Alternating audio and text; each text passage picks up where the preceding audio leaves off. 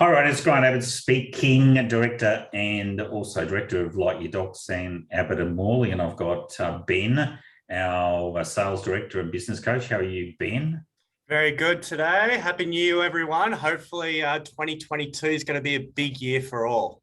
Yeah, it's going to be a cracker, and I hope you didn't mind me putting you down a business coach, but I've known you like about 15 years. You came through the Rob Nixon, so I think you sort of deserve those accolades, although I know you're very shy about that one. But hat tip to Ben for all his success. We've got Michael Jeffriess, our other director from Lightyear Docs. G'day, Michael. How are you? Good, thanks, Grant. How are you? How's everyone? It's good to see everyone jumping on the chat and a lot of friendly faces in our Lightyear Docs family. Good to see you all back. Yeah, so Ben's you've obviously heard about Ash. Do you want to carry that away, Ben? Yeah, I just want to say thank you to the whole of the Lightyear Docs community because I don't know if everyone knows, Ash's daughter's passed away on the weekend, our director. I just want to say thank you to everyone that donated on the GoFundMe page. We'll add it in the link today as well if you did not get involved, but bit of a tragedy to start 2022 off, but Ash has told us to focus on the business, and we're doing this for Erica this year. So from the bottom of our hearts, we just want to say thank you for that. Do you want to add anything to that, Michael, at all?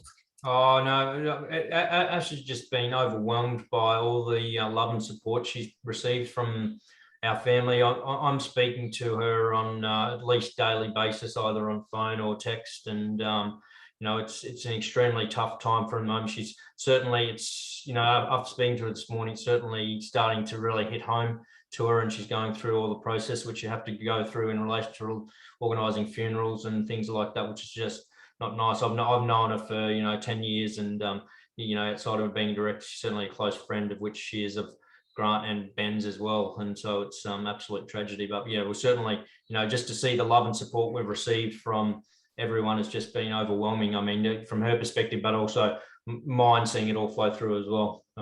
Yeah. And I think out of that, this is going to be really good. So today's more about setting some plans for 2022. You guys have done really well because you're right at the forefront of the year. Many people won't be coming back for 2 or 3 weeks. Poor people up in Queensland got their kids for another couple of weeks. So, that eats into the year, and you just can't have to do that. But look, with Ash, a good friend of mine, and again, it's very sad. Importantly, though, the takeaway there is that things can change in an instant. And I think we need to all take that on board and not procrastinate. You don't want to get down, 5 or 6 months or 2 or 3 years and saying, I wish I should have done this, or I should have got into this. This area that we're working in now with this succession asset protection estate planning is hot as anything. And everyone is very underserviced in relation to wills. Definitely after Bosnack, absolutely underserviced in terms of asset protection by having assets in the spouse's names. And in terms of some of the developments we are looking at going down the track are quite unique. I'm just going to give you a bit of not a warning, but a warning of some of the areas that I'm working into this year. Is that one of the areas that we are all aware of, and obviously everyone should be concerned about, is the passing of over $6 trillion between generations over the next 15 to 20 years. And the issue about that is they've already talked about it. You can see it in Lawyers Weekly. There's lawyers are setting up for this is family provisions challenges. So anything that goes in the estate, my thought is obviously tarnished. So what I'm looking at doing is building at first instance, and I think this is smart, is that, for example, I had a look at one the other day with good mate Tim Munro, where a client wanted to leave a life interest to their parents to stay in the house in case, obviously, they passed away. The issue about that, though, is there was going to be a challenge to the estate. They knew it. So it meant that effectively that life interest all gets thrown up. So just because you put whatever you want in the will doesn't mean it's going to happen.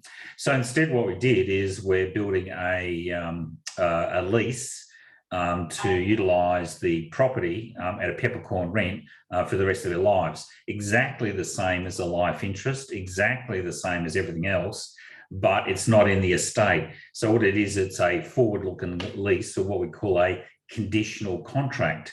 The condition on the contract is the date of death, so it stays out of the family provisions.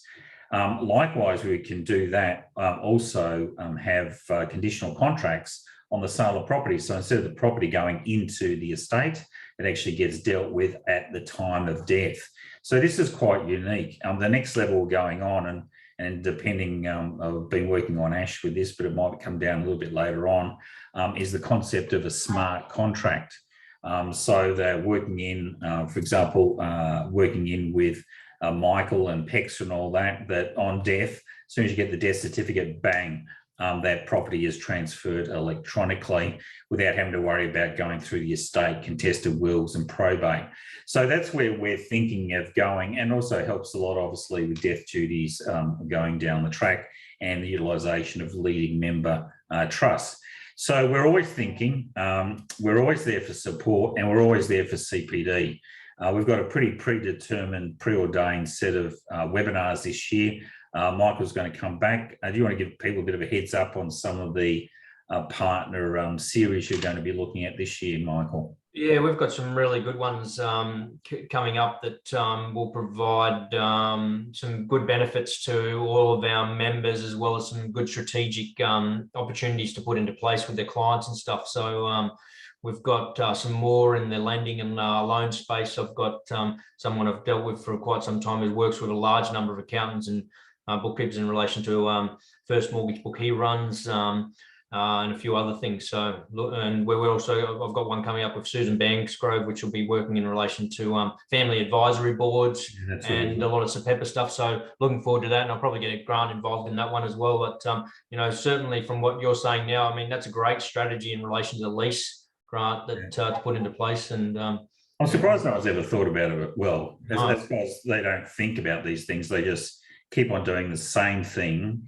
that they've done for the last 5, 10, 15, 20, 30, 40, 50 years. And that's just not good enough anymore. We need to be in front of the pack. And I think that's absolutely crucial. What do you see, Ben, as the big issues this year, getting your old business coach hat on for the, for the planners out there? well, I think this year, I think it's setting a new standard for accountants, is getting on top of your marketing strategy, because everything's going online. We just booked in for, what was it, 32 events. So the BGL Roadshow, the Succession Plus Roadshow, and the Zero Roadshow. And from our business, we don't know if that's going to go ahead. So we have two strategies. There's going, okay, there's an online marketing strategy, and then there's a live event strategy. And accountants are doing the same thing right now, where you could go to live events, you could do talks to get new business, or what's your online marketing strategy? And this is where, as well, we've created our member benefits page. So make sure you go on there. We've got marketing solutions on there, and we've partnered up with other partners and got special offers in there for you to extend your business, to add in little things like business valuations and add that new strategy into your business. So add in one new strategy a quarter. And what is your marketing strategy for 2022 as accountants? And what content that you've got that you can repurpose. That's going to be big for accountants this year. Yeah, we might do a few sessions too in the partner series, Ben, which we might do a few mini sessions in relation to that whole business coaching side of things. I'm just thinking out loud now, and delve into some of that marketing. We can get Onusa, who I know is listening now involved, and we might work through some case studies and get a few other light year members involved in what they're doing and stuff as well. And I really like those sort of round table type series and stuff that we can do. There's going to be 20,000 new entities set up in January this month. And accountants, if you're not buying Google AdWords, focusing on that, that's $1,000 a pop to set up a company in 1 minute. There's a possible 10 grand for the business and a new client. And it's a huge add-on, but accountants aren't really focused on that. They're waiting for clients to come in to set up the company or the trust or the super funds. They're lead generators. How are you going to market to get them to come to you? And look, we've got a whole lot of good stuff coming up. I've got some amazing Div 7A stuff that is going to blow everyone's mind. A couple other things is that I'm going through personally having a review of all our systems, and I must admit, if you haven't gone and seen Light Year Docs 2, as opposed to the first one, it's light years ahead. But I'm going through and building documents myself. Just testing them out to see what's in, what's not out. I'm coming across, we've got a fantastic new product. It's our LYD will, and I can't believe this, that they did it. I got my dev team to look at this last year, but in that one product, you can do a couples will, or you can make a choice of putting wills with a testamentary trust in there. So with one product, you've got a choice. You can do a will just for mum and then wills with testamentary trust for dad. So it works well for blended families, a whole lot of stuff. So I'm going through that, and you'll see probably popping up here and there. I'm not sure how I'll put that out, whether it's social media or whether it's going to be Abbott-Family. Please follow us on Twitter at Abbott-Family, but I'll do some pop-up little videos as I go through the system, so you have a really good feel for it. And also, just on that, Grant, while we're on there as well, I'll get Anusa to send you. Everyone should be on that SPEPA course next week. It is an absolute no-brainer. If Grant's talking about wills and you want to add this in your accounting firm, we guarantee that the firms that are on that for the next 3 days, or you do it online, this is going to boost you ahead of all the other accounting firms in the industry. We're going to show you how to market it. We're going to show you how to do the strategy. It's got all legal sign-off. But everyone that does that to start off the year, this could be a part of your growth strategy for 2022. And it's a strategy that your clients don't need. It's a must. They have this. Yeah, look, I'm super excited about it. We're not going to go into a huge amount of detail and show you the site. If I get time, I might show you a little bit later on, because I really, really wanted to, with the other guys, we sort of sat down and said, okay, we normally do the same thing, showing the site, but this one we wanted to give you the strategies. We then wanted to give you our spreadsheet on the amount of money that you can get from the strategies, and this is available from Ben. And we wanted to talk through with Michael on how he does it with his accounting firm and implementation. So let's get on to it. So these are the areas that I'd be focusing in on. And again, we've got, for those of you who've seen me do this before, we've got end-to-end solutions on this. So we've got a successor director email you can send out to clients. You get the details back, you jump onto the site, you do the successor director. It's absolutely crucial. A couple of things here that we just want to, I want to allude to you. Within our existing system, so there's two ways of doing the successor director, and the benefit of the successor director is in the event of death, in the event of disability, in the event of incapacity, or alternatively either divorce or alternatively litigation, and you need to bail out from the company to virtually try and present a blind entity or put a covering over that company away from yourself, which obviously happens straight away with death, then we need to have someone else who is a successor director inserted in there. An alternative director is okay, but it doesn't work on death. So alternative director ceases at the time of death. So what we need to do is have a successor director that will carry on down the track and ensure the company keeps on moving. Anyone who's got a single director company, and in many instances, the same thing is that if it's mum and dad as director, you still need to have the successor director, because there's a good chance if anything's going to happen, it's going to happen to both of them. So what we're going to do is put in place, someone who's going to fit that bill. I mean, Michael, from your sort of clients, because I know you've gone out with a successor director, in their businesses, are they choosing, for example, their management, or are they choosing friends, or are they choosing family to be that successor director? Generally, the majority choose family members, Grant. Yeah. There certainly are some that we have done that have been friends and managers within their business, but the majority, I'd say 90-95% of our family members. Okay, so Again, so the success director is really important. Part of the kit includes the ASIC guideline 73, where ASIC basically says that everyone who's got a sole director must have a successor director solution. So that's sort of right in your face. And if you haven't got that in play for your clients, then you're exposing yourself in that regard. We've also included in our native successor director solution the ability to upgrade the constitution. And because the way that Section 136 of the Corporations Act works is you can simply throw out the old constitution and put in the new one. And the importance about that one is that you've then got a choice of either just doing our ordinary standard company, you can use your leading member discretionary trustee company, and the same with an SMSF, because don't think that it's only your bucket company, your business company or trading company. You've also got to have a look up at the trustee companies where all the family jewels are. If you're going down that asset protection and succession planning, they're the ones that really need your trusteeship in terms of your SMSF and also the directorship in terms of your discretionary trust. That's where you need to have that successor director solution. We've also built in there now a deed of indemnity, whereby the successor director coming in is indemnified by the company as against all actions previously incurred in relation to that company. So that's the native successor director. If you are on the strategist package, we've got ones there for multiple. So if a client's got 4 or 5 companies, you can actually do all of that in a line. And that's a pretty important one.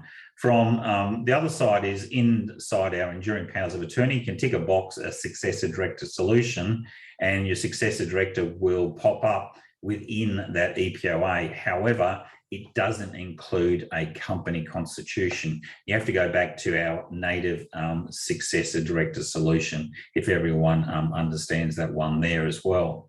Leading member discretionary trust, I know you use that a bit, Michael. When do you use it, how do you use it, and for what purpose? And more importantly, what are you charging thereabouts? We're using it more and more, Grant, and also not just leading member discretionary trust, but leading member self-managed super funds. When I start talking to people, I love using your example of the royal family, because it just, the penny sort of drops with people when you go through and talk about it in terms of the Queen and potentially Charles, or sometimes I still suggest even that maybe William will succeed ahead of Charles, and Harry's probably a great example too as well, that you can actually say that there's someone who's been removed as a potential future leading member or within. Don't forget poor old Prince Andrew's been turfed out. Yeah, and Prince Andrew's on the way out now as well. I think he's pretty much done and dusted and gone. Everything's pointing to the fact that he looks like he's done something inappropriate. And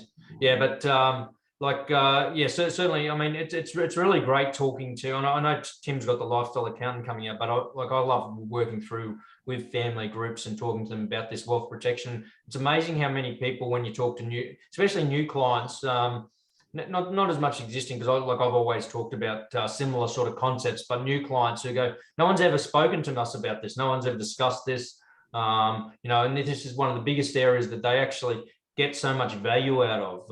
So in terms of charging, you're certainly looking at the value. We look at what we're looking at protecting in relation in terms of the asset base, and we charge accordingly, but based on that. So, but certainly, leading member discretionary trust with corporate trustee, I'd be looking at around that 2.5 sort of mark, because I'll be putting in other solutions such as successor director plus, which we'll talk about soon, but I'll also be putting a loan security deed and PPSRing that as well. The other one there is also, you're going to see a lot of development. So where we are in terms of this whole SPEP space is really, as far as I can see, it's a revolution, but it's only about a year old. And my thinking is coming to the fore all the time. And a lot of you give me some great ideas and solutions and different ways of thinking about things. One of the ones there is next week at the SPEP course, what I'm going to be doing is showing you when you set up one of these leading member discretionary trusts or a family protection trust, if you're utilising the protector, is to what to do and how to build that next generation within there. So, you know, from that perspective is that when mum and dad die, how the assets are retained in the trust. And this is the great thing about the discretionary trust that most people aren't aware of, particularly if we utilise South Australia as the relevant jurisdiction, and we can change existing trusts to that. The rule against perpetuities doesn't apply, so that when it goes to that next generation, it'll go down and there's no tax consequences there, as opposed to going into the estate and all this other stuff we're looking at. So it stays within that trust. It's protected for that second generation. And if we do it properly, it's actually protected from a family law perspective as well. But we can split the trust at that point in time such that each child or dependent or descendant, whoever's a lineal descendant, has their own assets in there or their own entitlements within there. And we can make it either fixed, or we can make it hybrid, or we can make it discretionary. So we've got a lot of flexibility around that. I'll be taking you through a special session on that in the next step, of course. So if people haven't seen it before, watch out for that one. So that's the leading member. And again, as Michael said, it's really important. I've just done a big book, a new book on Smsf Trustees. So the guide on Smsf Trustees, which I think is about 15 pages long. Part of that, I go through that process of ensuring that not all members are actually directors of the trustee company, and that we only put the people in there who we really want as leading members. All the other members cede their powers for directors under section 17A through an EPOA to them. So again, these are the sort of areas that we need to get on top of. No one else is doing it. So we've got like a blank sheet, a wide open playing field, and we want to get this budgetary, I want to get to it pretty quickly, this budgetary tool for you to start and build out your 2022. The protector, most of you should know about that now. You know, it's protection for litigation, trustee and bankruptcy, incapacity, and obviously death there. By having everything in this family protection trust, using a gift loan back, effectively we're going to be in a pretty sweet spot around family provisions, claims, litigation, potentially also family law, although it is a lot harder. My good mate Manish is on there. We were working with one client themselves, and as an engineer, and they did all the due diligence, and you know, they're worrying that, you know, if you put this in place, is it going to be attacked at some point in time? And it has been attacked like 3 times in the past, and has stood up in good stead, and that's in Queensland and also New South Wales. So it's a very strong strategy, and really goes down to the fact that once you do a deed of gift, that's it, it's all over. So as long as your documentation's in play and it's correctly documented, which is up to you guys, and it can always be reviewed by Abbott-Family, you're in a good position there. And really that came out of one of the big ones is that the client, and Manish, if you want to jump in on the chat and put in there, but one of the big issues that the client was really concerned about the protector was because of Bosniak, because they had their assets from an asset protection point of view in their spouse's name. Suddenly Bosniak comes out and the whole world turns upside down. So the issue there is, well, why isn't this going to happen to the protector? And the simple fact is that in the Bosniak case, there was no deed of gift. If there'd been a deed of gift, it would have all been over. But because there was no documentation, it was stuffed. Okay, business protector. You use this a bit, Michael. I know quite a bit. You're doing lots of restructuring in that. So I just want to explain a little bit more what's going on with the business protector, and also talk about the important one is when your clients are setting up companies using their own cash, their own capital, their own, I'm going to say capital injection, that we don't necessarily want it as an equity injection. It's better off to have it by way of a loan and a securities deed. Yeah, so we're definitely using the business protector in relation to protecting equity in assets that we were already owned within businesses. So we've had a number of clients that have come that have got operational businesses that haven't necessarily had a separate asset holding vehicle in the past, but the operating entities held in a large number of assets. Some that we've worked on recently with Grant even had some investment properties sitting in their trading business, and so we've managed to gift equity across in relation to those assets into a business protector vehicle and provide them some risk coverage in relation to that. But just in relation to what Grant was talking, I don't set up new entities, whether it be a company, a trust, whether it's a leading member, whether it's involving protectors or anything, without utilising a loan and security deed and PPSR strategy. And what that means is that when you set up a new entity, it is its own legal entity, so its own legal body.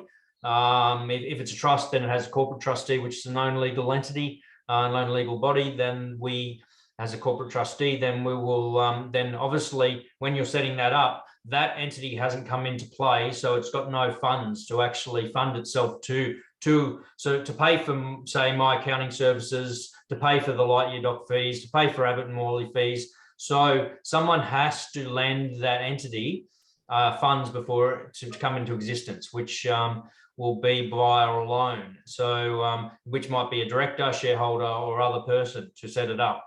And what we do is we put a loan and security deed in place at first. So the loan, because a loan can be secured or unsecured. So just having a loan agreement doesn't necessarily provide protection. It's important that it's a secured loan. So we have a security deed behind it, and that security deed meets the requirements of the PPSR legislation. We then put a PPSR registration over it for a period of time, whether it be 7 years or more. And then we ensure also that that loan deed is a revolving loan deed. So it allows for additional funds to be put in, because often when people set up structures, especially operating vehicles, they'll need to put further funds in it, our working capital.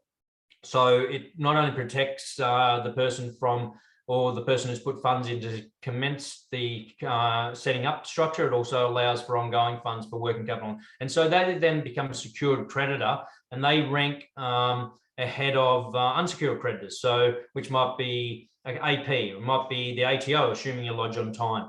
And it's important that you're putting that risk and protection coverage in for your clients from the start. You know, we get a lot of work referred to us through EO, where we have to look at putting such strategies in after the fact, which might mean we have to recycle loans and other facilities to be able to do that, assuming they've got the cash flow to be able to do that, so that we've got protection. But why not be proactive and put this in from the start? And you've got protection from the start. And so in relation to any loan funds coming in. And of course, that comes with it a price. So you need to charge that to your clients in relation to that loan security deed and that PPSR. And that's where EO comes in. And, you know, we've got a great service for Lightyear members, which anyone outside of Lightyear, we charge double what we charge, and which is also still less than our competitors. But a great service where we actually, so the accountants come into us, we invoice you, and then you can charge your clients double, triple, quadruple. I don't care what you actually charge them, but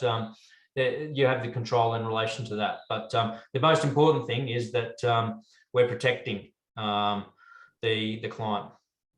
Yeah, and look, again, with the Boston case, you can see where there's no agreement. And this is the problem you see.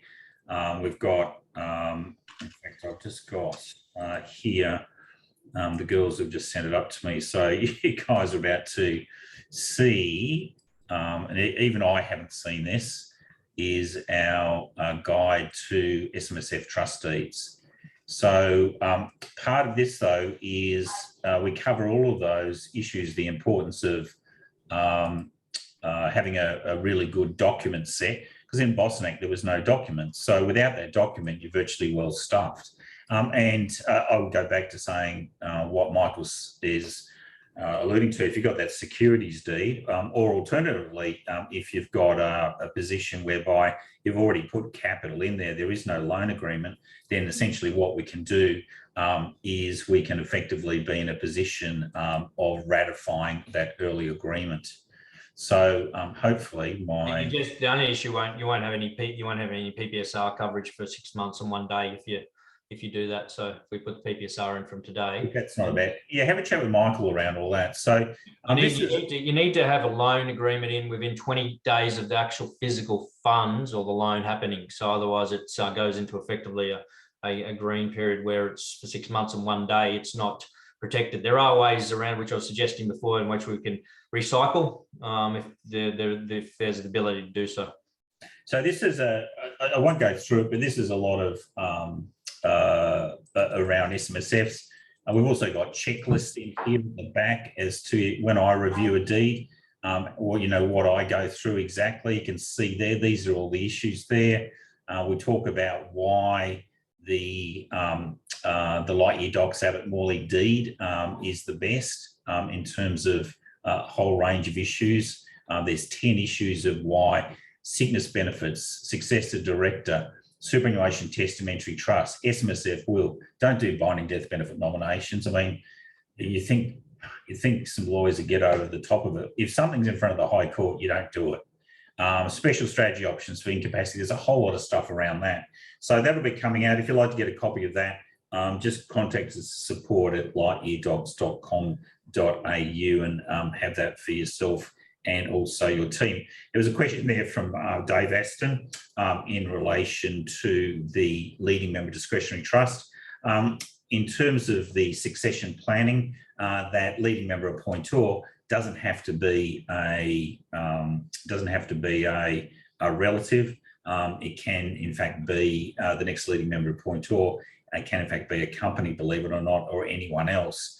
In terms of bringing people in who are beneficiaries, who are not lineal or bloodline, you can do that. There's a special section within the leading member discretionary trust where the trustee can include the beneficiary when they want, just through a simple notification, but it just goes in and then it goes out. So it can be for a period of time, but they're not a general class of beneficiaries. Now, the other ones we had to look at are wills and family allowance agreements. I want to look at that next week. Really want to start to have a look at where the rubber hits the road. So we've got this road to business and revenue success. Ben, this is our best, if you're doing best practice. So we've got here discretionary trust upgrades and all that. Do you just want to go through that side of things? Yeah, a lot of you might have seen this in the past, but we brought on Michael today just to hear from an accounting firm's point of view what the strategies he's going to focus on in the first quarter. But we developed this tool to keep accountants accountable and have a discussion around what they're charging, how many clients do you have, and the potential revenue for your business. And these revenues, the amount of revenue you make is the amount of clients that you're helping in your business, really. So this is getting all your documents up to date, and it should be crucial at this point. Me and Michael had COVID last week of all bloody things, so hopefully you guys didn't get it, but so important. You should be wearing a mask, Ben. I know. Well, there's no one around me, but anyway. But we got over it, but it's important for me. I'm getting Michael to update all my documents personally, but that was a big case for me to go, Jesus, this bloody thing, I didn't think it was bad at all, but it's gotten me to a point, I'm Generation Y, to update all my documents personally. But this is something that you and all the directors in your business should be doing, going, what you should be charging? How many clients do you have in your business that don't have documents up to date? Grant's document he just had there, the guide to trust deeds, there was a photo there that really resonated with me. It was a photo of a 3210 Nokia, which was a photo of Grant's actual phone right now. Absolutely. Versus the brand new iPhone. And that's a really good point on, like, when we look at documents now, Grant, how old are some of these deeds out there? It's unbelievable. To be brutally honest, I can tell you in the self-managed super fund space, one of our leading competitors is still running with a 1994 deed that they pilfered. They didn't actually author themselves, and it's been upgraded and band-aided ever since that time. So it's like having, for example, can you imagine, well, in fact, it's probably not a bad idea, but it's like having a really old car and just keeping it up to good repair. And you can see there the Nokia, which is even before the 1990s, not before, but having a look towards the end there. Which would you prefer as your technology? And I'd always go the brand new one, personally, myself. Yeah, it's a great photo for all generations for when you're marketing. So if you need to update the constitutions, utilize that photo. If you need to update your trust deeds, utilize that photo. And this is where you can get really creative when you're marketing out to your clients. Utilize photos and go, listen, this is the reasons why we need to update these documents. But this is the tool that we've put in place to help you have a look at the potential on how you can help your clients in 2022. But let's ask Michael, what's your focus over the first quarter of 2022, Michael?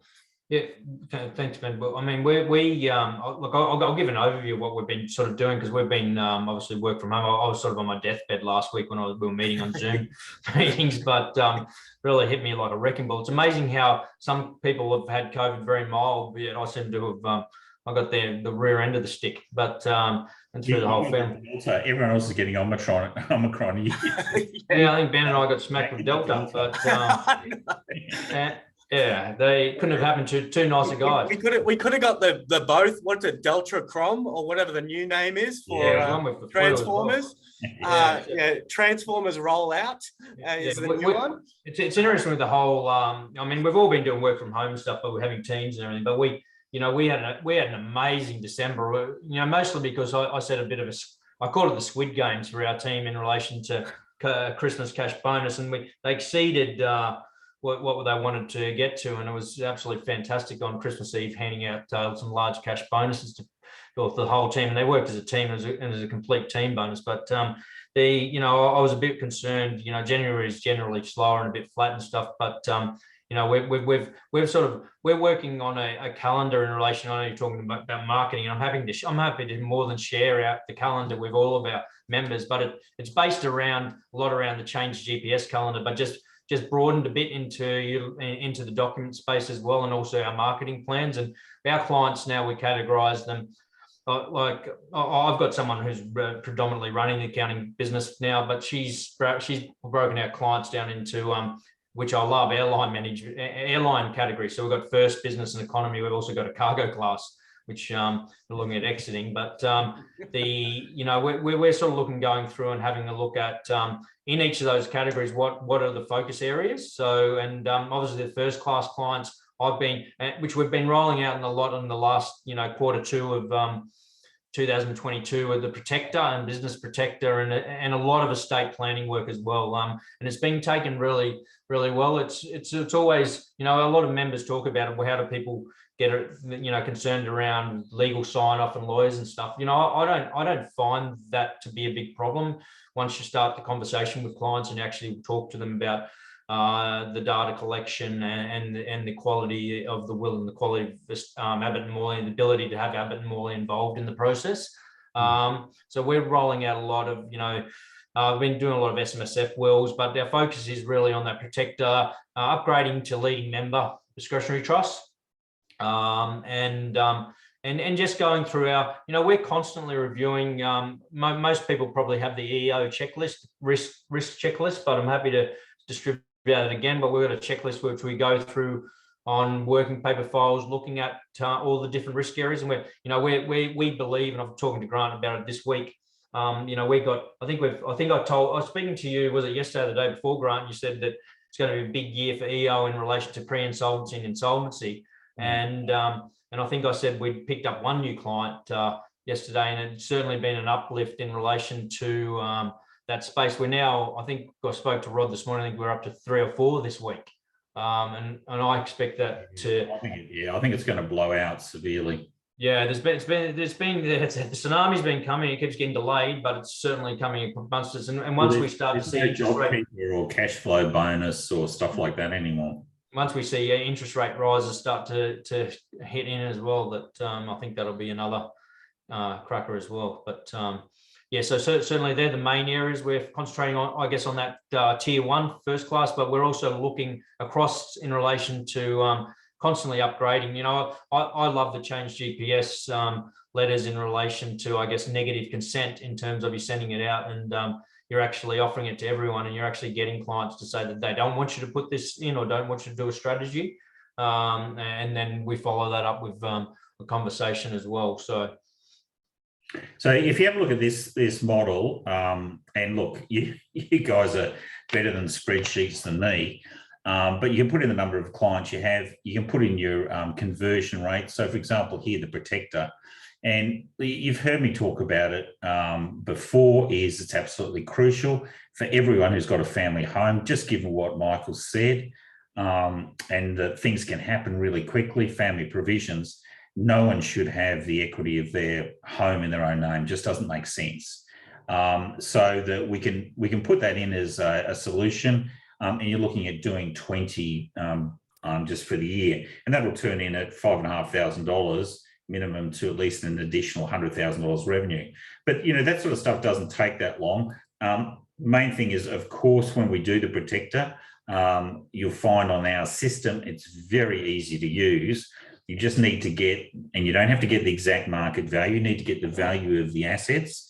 The big issue is to work very closely with a Venom Optimum in terms of the mortgage deeds. Although our system produces the mortgage deeds, but you don't want to execute them, do you, Michael? No, we just go through and we check and make sure everything's right. Then we put together the national mortgage form and any other required documents so that you can send it out and have one touch again with your clients in relation to it all. It's important. I was just going to jump in there, Grant. It's which I didn't mention before. It's extremely important, and you hit the nail on the head in relation to property and and looking at it at the moment. Properties have gone through the roof. They continue to go through the roof.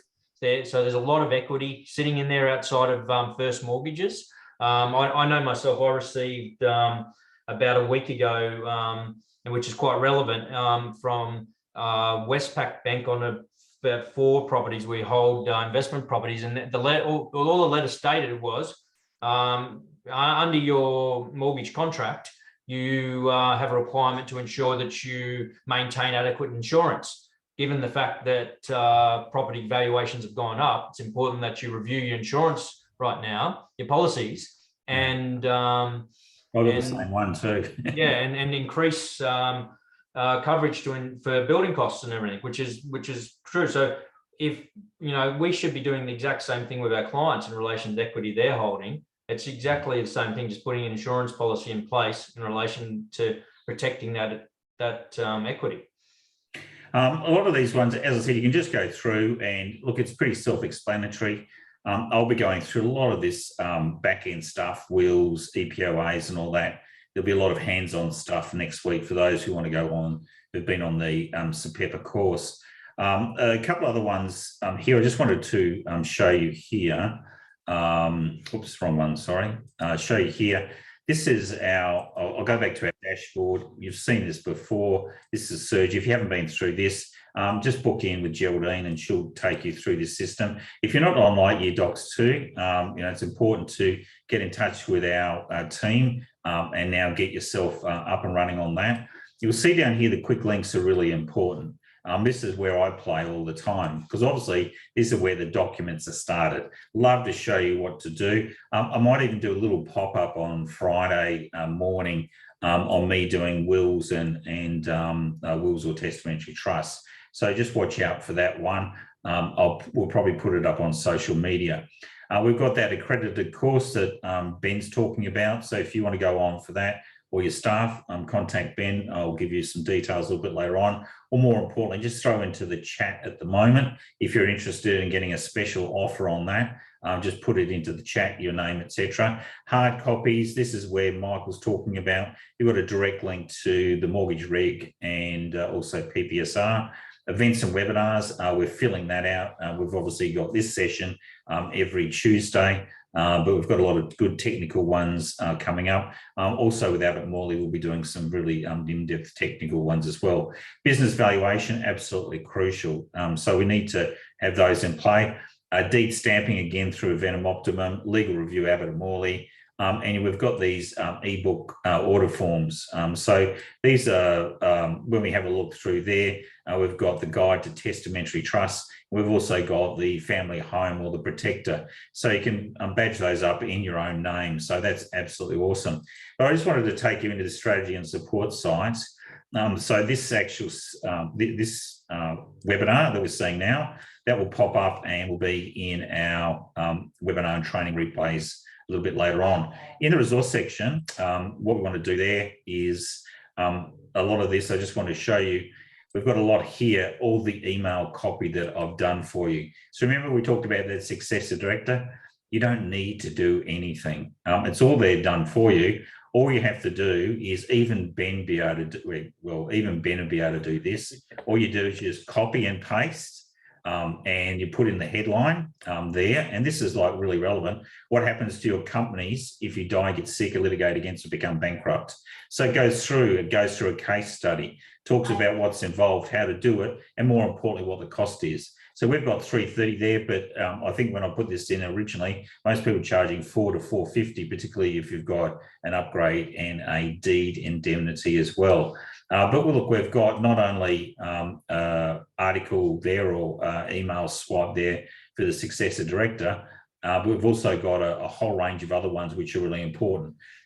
Investment strategies, client discretionary trust, the 5 reasons your clients need to upgrade their discretionary trust deed. And again, it's as Ben said, it's the Nokia versus the Apple 12. There's huge difference. If you're still running discretionary trust on the Nokia, you're in danger.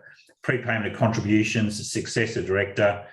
We've also got their wills and enduring powers of attorney, just telling your clients that you're actually out there building wills and EPOAs for the clients, and you're doing that in conjunction with Abbott-Family. And what you do is then you'd send out the guide to testamentary trust for them. The same thing is the SMSF deeds. Have a read of that document that I did, that ebook, on why we need to upgrade the deed if you want to review. But I would say just send out, there's a letter to clients that send out an email that if they've got an SMSF, get it upgraded straight away. Right. And we've got the protector letter as well. Right. Just a good question on this one. It's, you know, I always get this one all the time. Do I update my deed every year? And why should I update it? What's the biggest change lately? I get it every day, that one. Okay. So, but you know how there's a lot of providers that will have, automatic deed upgrades every year, but there's not a big change in the document. Absolutely. And this is a big, yeah. That's a really good question. And what I can do is I'll just go through this article. So these are a lot of the Q&As that have come to me over a period of time. You know, why do we need to upgrade the deed? What do we do? Here's why is an SMSF a trust? Why do we need to document, etc.? So when we go down here, we go through all the key features, what to look at, what to review. And I think the important one there, Ben, is obviously you've got the 6-member fund, you know, you've got a whole lot of stuff that happened in 2017, but really the key there is going through and why does the Abbott-Family, which is used by Lightyear Docs, set the standard? And it's not just the fact that we built, this is a brand new fresh deed that was built in 2017 for 6-member funds. So it's all been built with that concept in mind. So you can do separate investment strategies for individuals. For those, and I might even cover this next week in the course, for those of you who have EPOAs or wills, you can actually attach it to this deed. So it actually becomes part of the governing rules of the fund. You might say, well, what the F does that mean to me, Grant? Well, suddenly it means that a document which is sitting outside, and it's usually a state-based document, is now protected by Section 54C of the CIS Act, which enables people to take legal action against it. So again, we've thought about this. Whether people use it instantly is not an issue. But we've got our 10 reasons why to use it. Family super, different SMSF investments for different generation, bloodline limitations. So particularly if you're using a leading member SMSF, the trustee can actually refuse to pay out a benefit if it's not going to go to bloodline as required.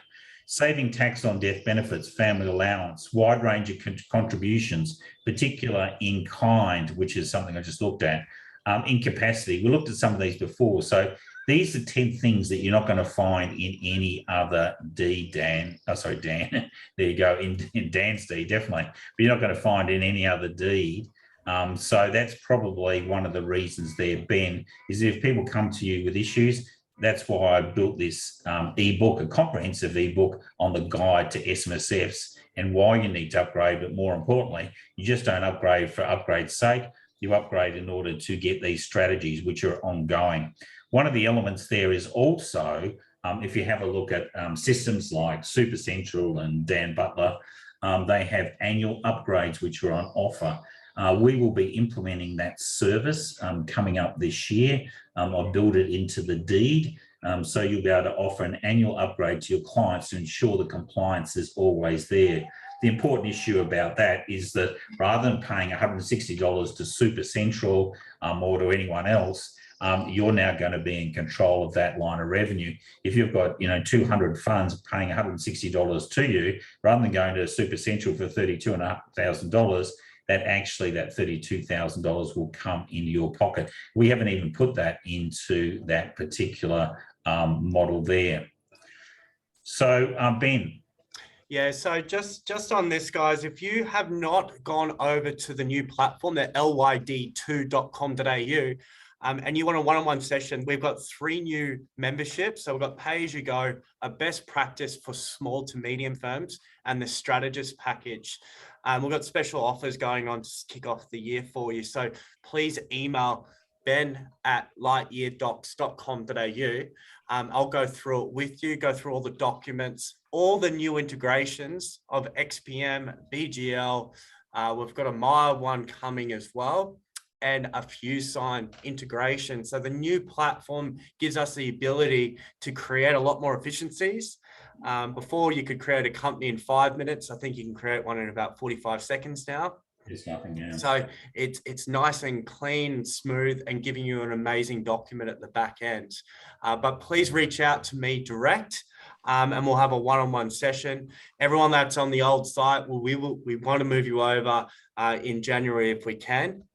So just please reach out to me direct. But Grant, do you want to close it off really quickly? Yeah, Michael?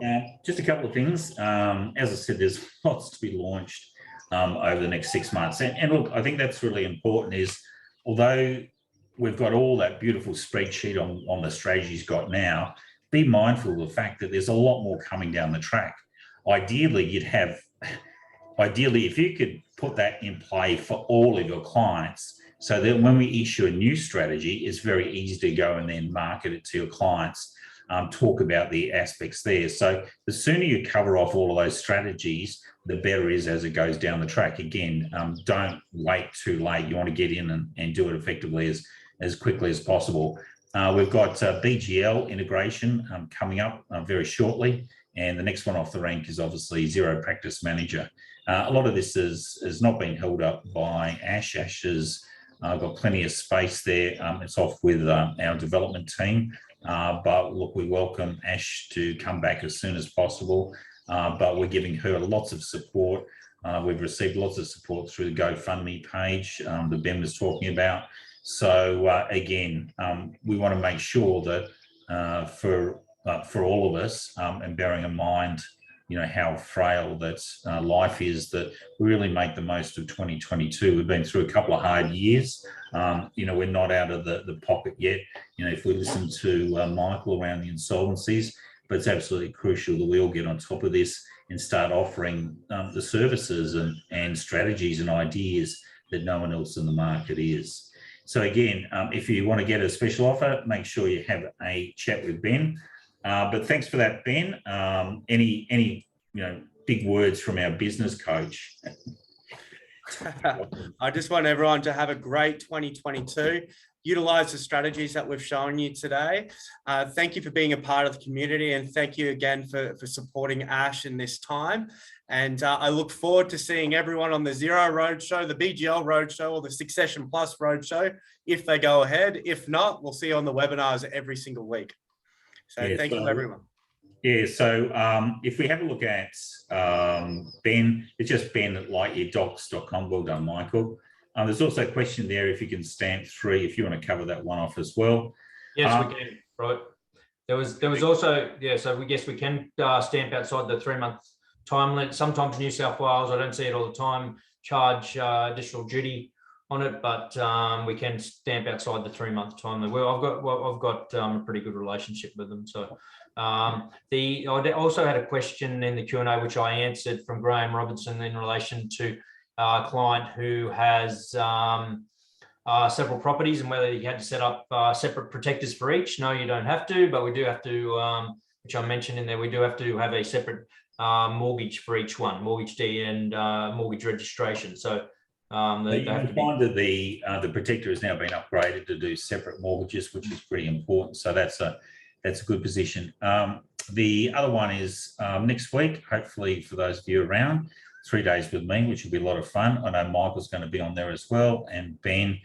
Tony's got a session, Susanna Bransgrove. So there's a lot of exciting things happening, and obviously SPEPA is now up and running.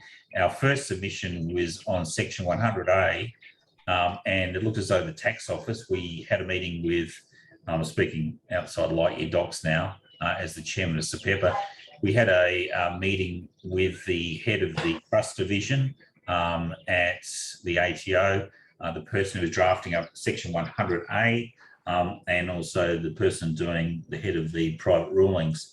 And then lo and behold, last week, there was, I don't know if you saw that case that came out and obliterated the commissioner in terms of Section 100A reimbursement agreements. So that's going to be an absolute cracker. In fact, I might do a bit of a case. I'll certainly look at that next week at SPEPA, because it's really an important one in terms of succession planning. Anyway, that's enough for us. We're running hard up against 12 o'clock. I'd like to thank Ben and also Michael for making your time. I know you're both busy, and also myself. Thank you all for being on the Lightyear Docs team. And again, it's going to be a huge year for us. We're all going to be, this time next year, we'll be really cranking it. It's Grant Abbott. Guys, have a great year. Thanks, everyone. Bye.